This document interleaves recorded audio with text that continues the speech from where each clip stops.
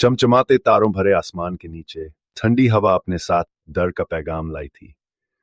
आर्यन ने अपनी टॉर्च संभाली और जंग खाए अम्यूजमेंट पार्क के विशाल गेट को देखा। किसी जमाने में यह जगह बच्चों के हंसी खुशी के लिए मशहूर थी। आज ये केवल डरावनी कहानियों और खोए हुए लोगों के किस्सों का गढ़ बन चुका था। दोस्तों की शर्त और अपनी जिज्ञासा की वजह से आर्यन ने इस वीरान पार्क में कदम रखा। गेट पर लगे पुराने बोर्ड ने हवा में झूलते हुए चरमराने की आवाज निकाली।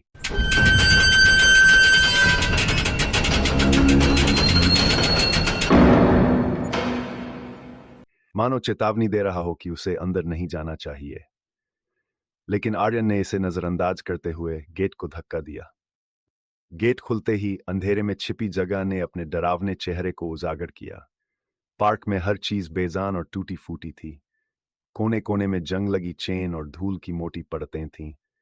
हवा में एक अजीब सी बदबू थी, सड़ी हुई लोहे और किसी अदृश्य चीज की। आर्यन ने अपनी टॉर्च जलाकर चारों ओर देखा और धीरे धीरे अंदर की ओर बढ़ने लगा। आर्यन के कदमों की आवाज गीली जमीन पर गूंज रही थी।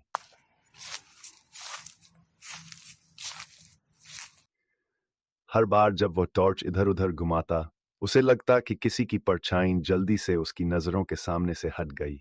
वह रुका, चारों तरफ देखा, लेकिन वहां कुछ नहीं था। उसने महसूस किया कि हवा में सन्नाटे के बावजूद एक अजीब तरह का शोर था।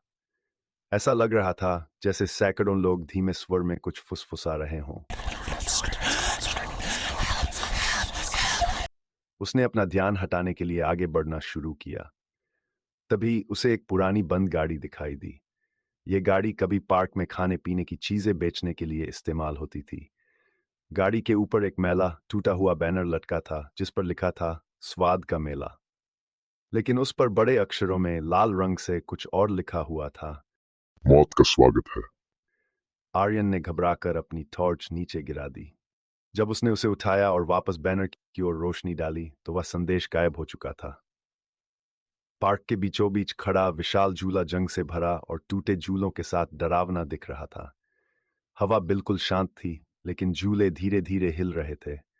आर्यन ने घबराकर टॉर्च उस पर फेंकी। झूले की चेन भयानक आवाज कर रही थी।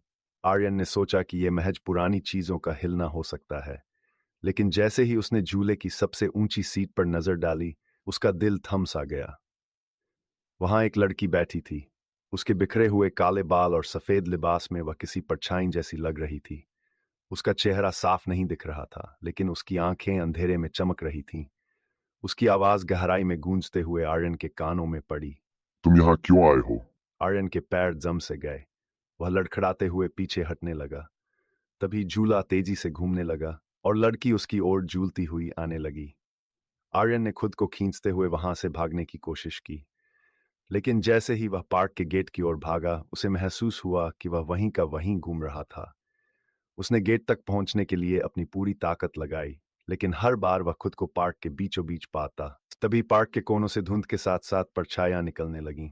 ये परछाइयां धीरे धीरे इंसानों का रूप ले रही थीं। उनके चेहरों पर जले हुए निशान, फटी हुई आंखें और विकृत मुस्कान थी। एक महिला जिसका चेहरा आधा जला हुआ था, आर्यन के पास आई। उसकी बेजान आंखों से खून की धार बह रही थी। उसने ठंडी, भयानक आवाज में कहा, तुमने हमारी जगह ली है, अब यहाँ से कोई वापस नहीं जा सकता। आर्यन ने हिम्मत जुटाकर उनसे बचने की कोशिश की, लेकिन हर कदम के साथ परछाइयां और करीब आती गईं। आर्यन के दिमाग में अचानक तेज चमक हुई। उसे अपने बचपन की एक घटना याद आई। वह 10 साल का था जब वह इसी पार्क में आया था। खेलते समय उसने गलती से झूले पर बैठे एक बच्चे को धक्का दे दिया था। बच्चा झूले से गिर गया और वहीं दम तोड़ दिया। उस हादसे के बाद आर्यन ने उस घटना को हमेशा के लिए भुला दिया था, लेकिन आज वही बच्चा उसकी आंखों के सामने था। उसकी परछाई हाथ में एक टूटा हुआ खिलौना लिए आर्यन की ओर बढ़ रही थी।